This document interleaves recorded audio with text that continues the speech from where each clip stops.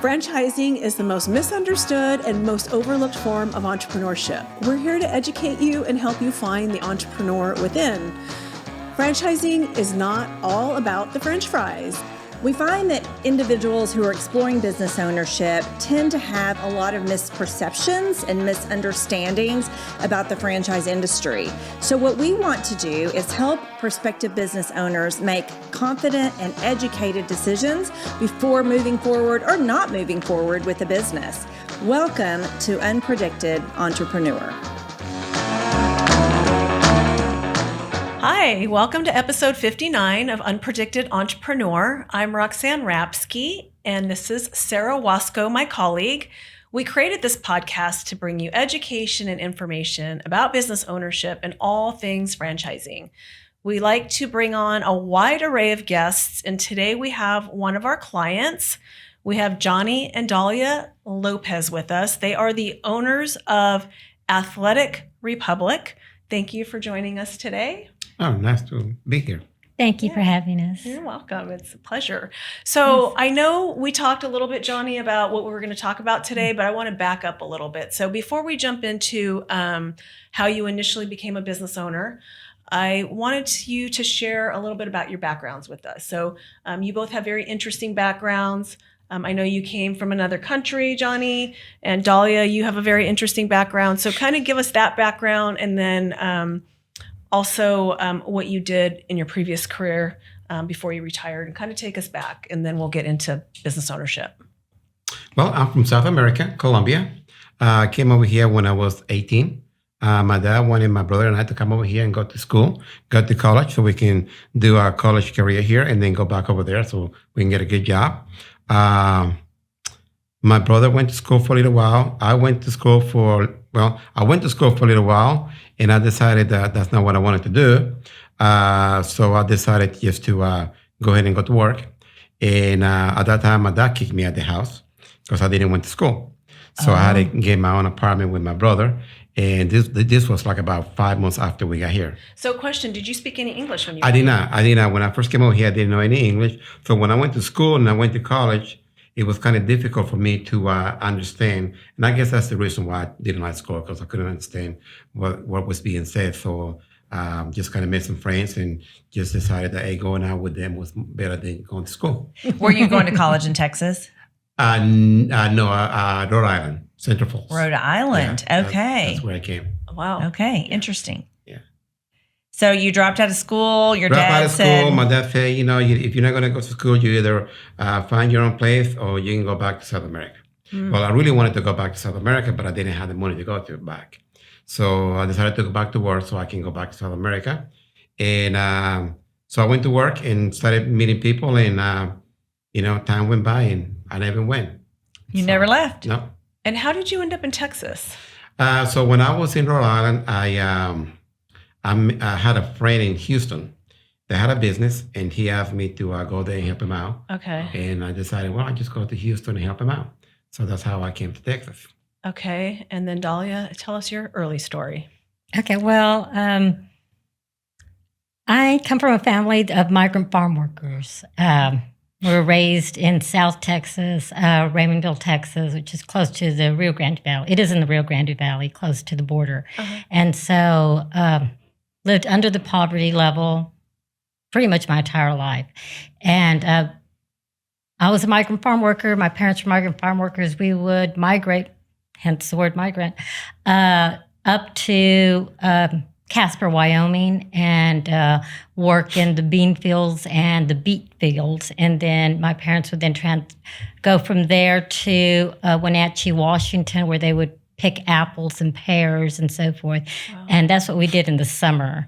And so we would then come back right after school started, and then I would go to school. And but every summer or in the spring, that's when we would be pulled out of school to go work and so forth. So like around 10 years old, maybe 9, I was out there with my parents. Wow. Hoeing fields and so forth. And so hard work ethic and so forth. So that's what I did and so forth. And I met Jhony at church. He had come, I was we had moved, I guess, maybe I was 12 when we moved from South Texas to close to a small town outside of Amarillo called Borger. And my parents had decided they were not going to migrate anymore. And my father found a job working for the city and so forth, Parks and Recreation. And we went to church, and my husband was in Houston. His friend decided to visit someone close to the area that I was living at. And so he visited our church, and I kind of fell in love with him. So did you meet him? I want to say that my brother and I came together, and so she liked my brother first. Okay, and then my brother left back. He left. So after he left, then she decided, well, I guess I'll just like you now. Well, that's not the case. The thing is that my husband was very reserved because he didn't know very much English, and his brother knew more English, so he was more outgoing and would talk more. So, of course, we had more conversations. My husband was very hesitant to speak because his English wasn't very good, and my Spanish was not very good. But then I became a Spanish high school teacher, primarily because I fell in love with him and we needed to communicate more. And so I had to learn the language because in my household, my parents spoke English and Spanish, but we only spoke English. But my parents understood, and we would communicate that way. And I understood what they replied in Spanish, but I would always reply again in English. And that was kind of communication that we had at home. Wow. So that's primarily why I found his brother a lot more interesting to talk to. Because you could communicate with Yes, him. yes. So did you meet Jhony when you were 12? No. We moved when we were 12. I didn't meet him till I was 15. Okay, but it's still a long time, long relationship. Yes. That's wonderful. Yes. So Wow. And how old were you when you got married? Oh my gosh, that was a long time. I was 23. Yeah. And you were 20, and you were 18. I was 18. Okay. Turning 19. My Wow. birthday's in October. Congratulations. So, yeah. yeah, that's So wonderful. we've been married for 33 years. No. 34. No. No? 35. We just 35. completed 35. So you got married in 1988. Yes. Because I've been Yes. married 36 years. I got married in 1987. Yeah. So I'm behind you guys. that's how I know that. But anyway, so that's a wonderful story. And then as far as your business background, before you decided to buy this franchise, you owned a company and you had worked for somebody, and then it kind of evolved into you becoming the owner. Am I correct on that? Yes. So after we got married, we moved to Austin, where I became a security guard and worked for security companies for several years.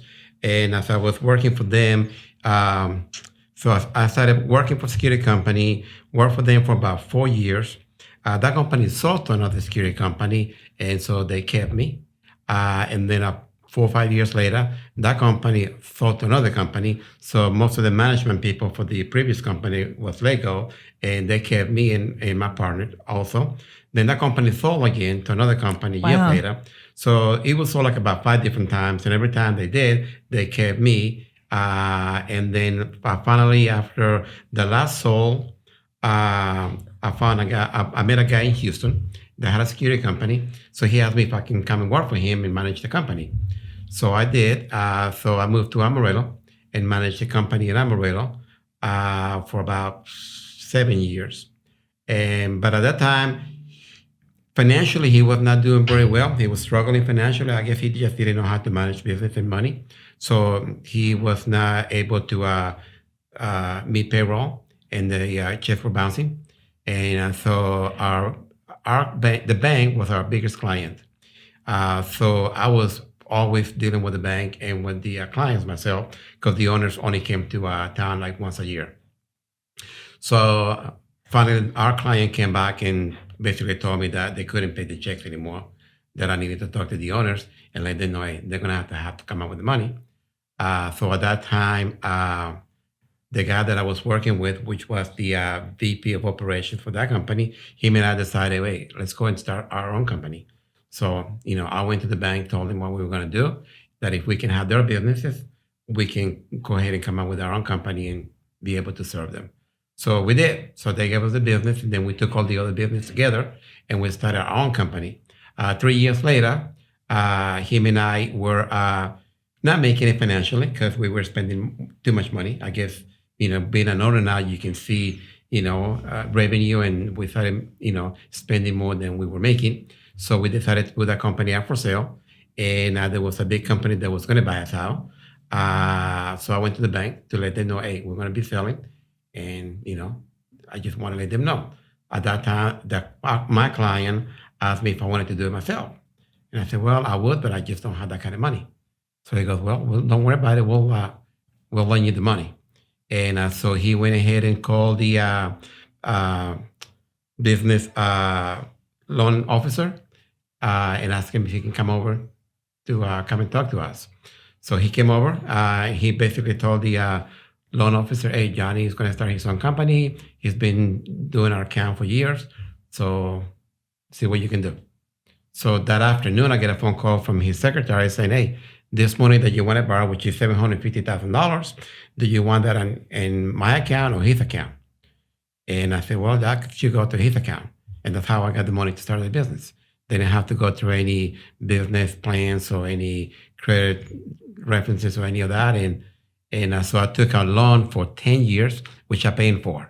Wow. Paid him for. Yeah. Wow. So it was your work ethic. Yeah, They yeah. had confidence in you. Once That's I amazing. started doing it on my own, I knew what it took to make a company Right. grow. So I just made it an effort to pay more than my monthly payments, because I wanted to be able to make sure that I paid that off, or in case if something was to happen, I didn't have a big loan to pay without. So you had a 10-year note that you paid off in 4 years, and you didn't really even go in asking for the loan. No, right? no, I They did just not. offered it Yeah, to you. they That's did. amazing. They did, so.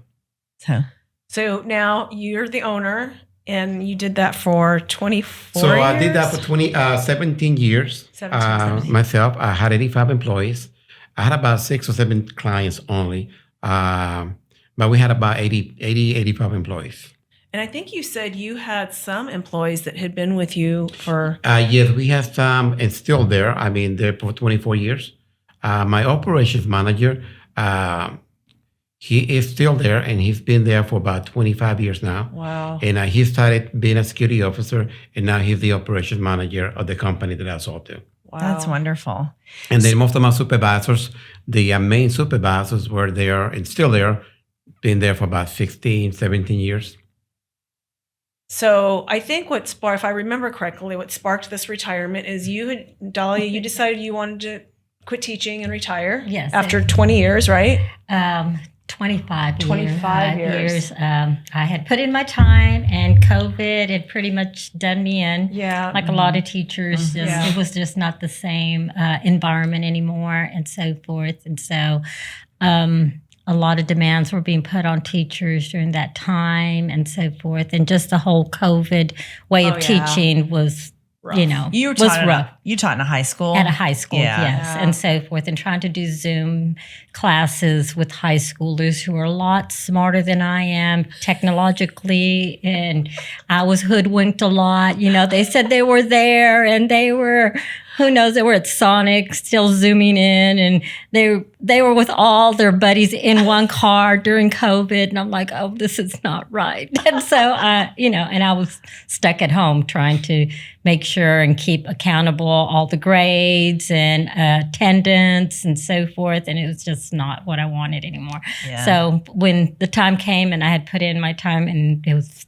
for retirement, I was like, Peace I'm out. going to do that. Yes. Yeah. So in December, I didn't even wait the full year. I was like, I'm up in December and I can early retire. So this past December of 2022, I retired. And so I was like, oh, good. I get to stay home and just enjoy life. And I thought I would sub and do something like that to keep me preoccupied. So what prompted the move to the big city? Because after she retired, I guess you decided to sell the company. Well, You I guys decided, came to you the know big what, city. if you're gonna retire, we always came to Dallas for the weekend sometimes and Yeah. for different things. So we decided, we've been in Amarillo way too long. There's nothing going on over there. So we new wanted in to go Amarillo. somewhere where we can do different things, and we like to go out and eat quite a bit. So there's not that many restaurants in Amarillo. So we decided, you know what? There's been several companies that always call me and ask me if I'm ready to sell, and so I finally decided, I'm ready. So I went to the clients and told them what I was going to do. They say, hey, that's what you want to do. We're okay with it. So went ahead and sold the company, moved to Dallas, and after being home a month, told my wife, there's no way I can do it. I can't stay home and do nothing all day long. So, Didn't you try to take up golf? I did. Don't skip that story. That was a funny story. I decided, since I'm not going to do anything, my clients always wanted me to play golf, but I was just too busy to do that. And so I decided, I'm just going to go ahead and Let's see what's so exciting about golf. Hire somebody Yes, see if I can do that. So I did. I hired somebody and took some 3 or 4 lessons. And after that, I decided that's not for me. I have to be able to hit the ball, and I wasn't able to do it. So that was Just a minor detail. Just a minor detail. It's being able to hit the ball. So I wasn't able. I didn't want to pay somebody else to teach me something that I can't do. So that's when I decided, I'm just going to go look for some business that I can buy or something that I can do, because I really didn't want to work for somebody else. I just wanted to continue working for myself. So I met a guy that bought a pet franchise. A pet franchise? Yeah. Uh-huh. So I talked to him about it, and so I started looking into it, and that's how I ran to you guys.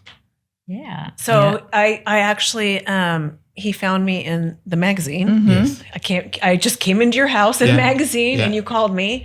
And what's so funny about it is I love how supportive you were, Dahlia, of this endeavor of Jhony, because a lot of times the spouses, be it the husband or the wife, they're not always as enthusiastic as you were. And she came to the meeting and was very supportive. And I think she just wanted you out of her hair. Well, that's what I was going to say. Crazy, right? Yeah. She's like, go. Please I go do for it. hear from the spouse who's kind of been doing their own thing. And now, hubby or wifey has retired and they're home and they're kind of cramping that other person's style to some extent. Exactly. So I had envisioned a certain kind of life, and although he was a part of that, not on a daily, 24 hours a day kind of way. And so, Yes. He'd wake up and he'd look at me like, what are we going to do today? And I was like, well, what do you want to do? All excited. He was like, this is boring. I was like, oh, I kind of find it relaxing.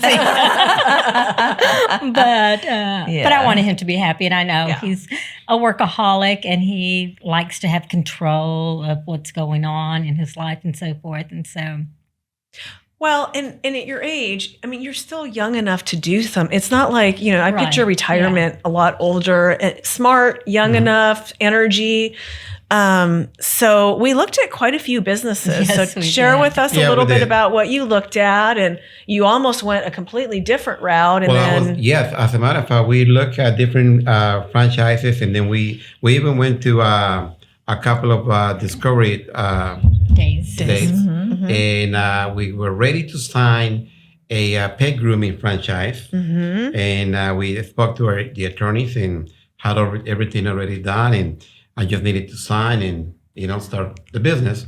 And of course, Roxanne called me and said, "Hey, I got this guy that has some kind of a sport franchise," and I was like, "I don't know about that." And you said he's only going to be here until like 3 o'clock today in Rockwall. in Rockwall. So the story is, we were at our FranNet convention, and he's the franchisor, and the franchisor had built this unit out because he knew it was going to be a long endeavor, and he didn't want a franchisee to take this on, so he did it himself. So because it took about 3 years. Yes. So it had been through that whole process, and one of the things that was attractive to you was a resale. So this was a brand new opportunity, but it was kind of like a resale too, because one of the heavy lifting had already been done. one of the biggest headaches that you'll learn if you do brick and mortar is finding a location and Finding real signing a estate, lease. yes. So Yeah, that takes that a had long- all been done. The build out was underway. So he, I believe he's in Utah. So he Yes. was Yes. in conference with us, whatever city we were in for Yeah, that one. yeah. And then he was coming to Dallas to meet with the builders and owners. and that was the opportunity to Yes. meet Yeah. him. Yeah. So And so there you go. I do remember the conversation, him telling us about it, and then Roxanne reaching out to you right away. Jumping on my phone Yeah. immediately, Yeah. calling you. When I always tell my clients, when we have a client and then we're at these conferences and we get updates, it's always good that, they're fresh on my mind and we're in process, and maybe I get an aha moment. So she had gotten that aha moment and reached out to you. And so then it kind of evolved from there. And this was, we didn't say in the beginning, you own Athletic Republic now, and it's in Rockwall. So I just tell us a little bit more about how that evolved, and then what was attractive to you about the Athletic Republic model. When we first there and look at the building, as soon as we drove in the building, I told my wife, I don't think this is going to be for us. It was just a building. It looked like a warehouse. And then we went inside the building, and it looked even worse. And Because it was under it was under construction, It was and I under told my wife, construction, there's no walls. I don't think this is what we want to do. So we talked to Charlie for a little while, and then we came home and talked to Charlie a couple of days later. Then he was telling me more about it. And the more that he was telling me about it, the more I thought that, hey, this is something that I might be able to do, because we're dealing with athletes, high schoolers. My wife deals with kids, for so many years. And I figured, this is something that I probably might be able to do, and I will probably enjoy doing. So we started looking into it. The more I look into it, the more I kind of felt like, hey, I think this is what we want to do. And then we decided that was it. So I called the other franchisee that I was going to sign and told them that I was going to go ahead and put that on hold, and I was going to go ahead and start this one. So that's how we went about starting it. Well, actually, he did want to open up both of them. He did. I did. He I said, did. I can do it. Yes, I and did. I believed he could, but I think you need to focus on one. And then later on down the road, we can look at the pet franchise. Which I'm again. glad that's what we did, because I was gonna go for both of them. Well, Johnny's thinking was that this location's already built, and it's going to open a lot faster, and it's going to take me 6-9 months to get the other one open. But it really is hard to do two it is. things at I one mean, time. So it is. that was a smart decision. Yeah. But tell us a little bit more about that whole sport complex, because this is kind of a big deal in Rockwall. It is a big deal in Rockwall. I mean, sports in Rockwall in this area is very, very big right now. So I thought the opportunity to be able to, now that I own it and now that I'm doing it, I kind of feel like my goal is to have about 2 or 3 of these different centers within a couple more years. Around the Dallas area. So I think the opportunity is there. I think parents are willing to spend the money for their kids to be better at whatever sport they play, and the opportunity is there. And I enjoy being there and being with the kids and being able to. I love to be able to go to an NFL game and say, "Hey, he trained at my facility." Yeah. And I'm probably once that happens, I'm probably going to say, you know what, I've done it all. Well, but that's the thing with this franchisor. Yeah. There are quite a few famous athletes that have gone through that Yeah. program, right? Yeah. Yeah, they've been around for Yeah. quite a while. Yeah, they've been around for a little over 30 years. 30? They're here in the United States. They have a few in Canada. They have one in China, I believe.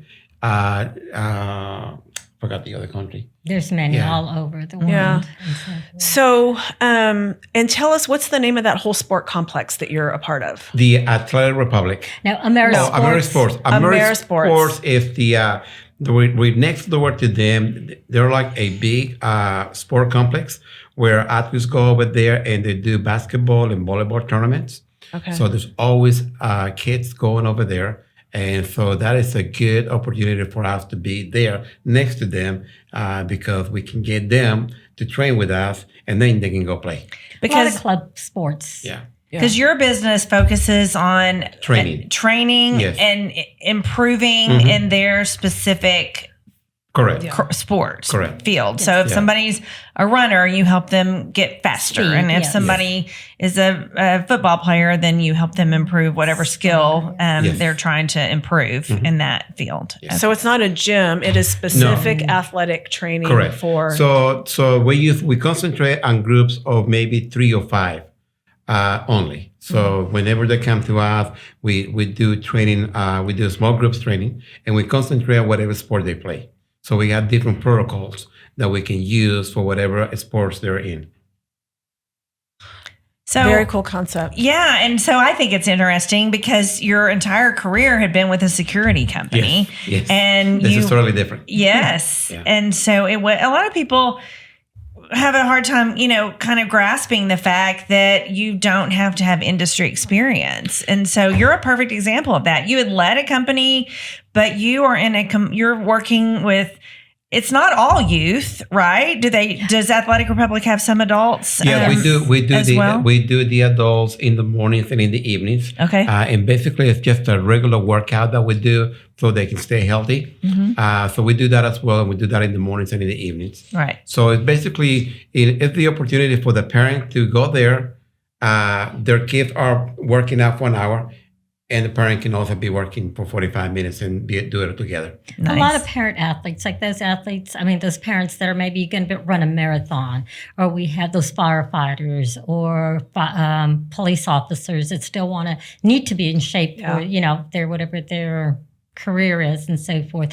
So this is like a prime location because it's not like a gym where, they do work out, but here we're targeting certain aspects that they want to focus on. And how is it for you? I think, I know you guys are wanting to move closer to your facility. Yes. How is it for you? Because initially, when you guys first met with me, you didn't really want to be a part of the business. You were just supportive of him doing it. But then you kind of got excited about the high school students. Yes. Of all the franchises that we looked at, nothing really got me excited like this one did, because we were dealing with young adults, the athletes. And I remember my high schoolers, my students that I taught, and they, always invite me to football games, and I'd go and cheer them on, or basketball games, or volleyball, state championships, and things like that, and so forth, or tennis. And so I thought, that's when they were the most excited, talking about their sports and stuff. And so I thought, I can still be a part of that and encourage them. And they're going to be excited to want to work out at this facility. Yeah. And I'd be able to see them, not my students, but they will become my kiddos. Yeah. Or they are becoming my kiddos now that they're in Rockwall and so forth. So I think once you have that in you, it's kind of always in you. yes, yeah. And I like that Johnny's kind of put you to work a little bit. Yes. I don't even think I shared this with you, but but she's making T-shirts. Yes, I do. Okay. Yes, you got me an embroidery machine, and so I embroider a lot of the logos on some of the polo shirts and so forth, and then also I'm not sure what those things are called, the press machines that a press. Oh yeah. the t-shirt presses, T-shirt I press. guess, and with the logos and stuff like that. And so that's what I do sometimes, a lot of times, depending on the order or whatever he needs done. But, it's something that I can do. I've always been very crafty in that area. So I kind of found my little niche. in I that love area. that. All worked out. But yeah. I'm seeing this a lot for second or third careers or whatever. A lot of our clients say they want something that they can do together. Yeah. Yes. So I think that's great. So what advice, you've been down this road, you sold your company, you now are the owner of a franchise. If you had a friend looking at a franchise and you kind of utilized their expertise to some extent before you found Roxanne to think about what you want to do, what advice would you give somebody else that might be thinking about business ownership? Well, I will say for somebody that's looking to be an owner or to buy a franchise, they got to be able to hire somebody and talk to people that are in business and find out what is it that is working and not working for them. A lot of these people that, I had a lot of employees that work for me any given time that, they came to work and 6 months later, they want to be a supervisor, but they're not ready, but they just feel like that's what they want to do. And they got to be able to learn the business. They got to be able to learn about finances. And that's what makes small companies fail most of the time, because they don't know how to manage finances. You have to create a budget, and you have to be able to know what money's coming in and what money goes out. And a lot of these businesses, they go with cash flow. They see the money coming in, but they don't understand how that works. And then there's a lot to do with client rotation. I mean, you got to be able to cater to those clients because every client is going to be a little different, whatever you do. So they're the ones that basically are going to give you the business, and that's how you're going to be in business. So with the athletes, same thing. I mean, I got to be able to make sure that those kids are happy and they are getting something from us so that they can return every single time. So you got to spend time. You probably will end up spending more time when you're on your own than when you work with somebody else. When you work with somebody else, you go to work from 8 to 5 or whatever hours, and then you go home. Mm-hmm. That's it. When you're an owner, you're always working 24/7 because you always got to figure out what's going on and how you can fix problems. So I will say hire somebody that can help him out and learn about what it takes to be a business owner. Excellent advice.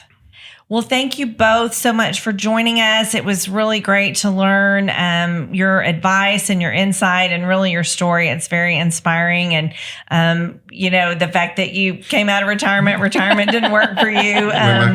You're not the first one. Yeah. We're hearing it a lot. People want to continue working. They want to stay in the business world, but want to exit whatever it is that they're doing. So we really appreciate you joining us today. If somebody wanted to learn more about Athletic Republic and Rockwall, how would they reach you? Well, they can go to our website or they can just give us a call. Perfect. So what's your website? www.rockwall.athleticrepublic.com. Rockwall.athleticrepublic.com. Okay, perfect. So all the information is there. Yes. So thank you again for joining us. Thank you all for listening and joining in today. Again, my name is Sarah Wasco. I'm joined by my colleague Roxanne Rapsky. Please reach out to us on LinkedIn. We're very active on LinkedIn. We would love to connect with you. We would also appreciate you following our YouTube channel or subscribing to our channel. It is FranNet of Dallas, Fort Worth, and Oklahoma. And you can hear this podcast along with all of our other episodes on that YouTube channel or wherever you get your podcasts. So we hope you have a great day. Thanks again for joining us. Bye-bye. Bye.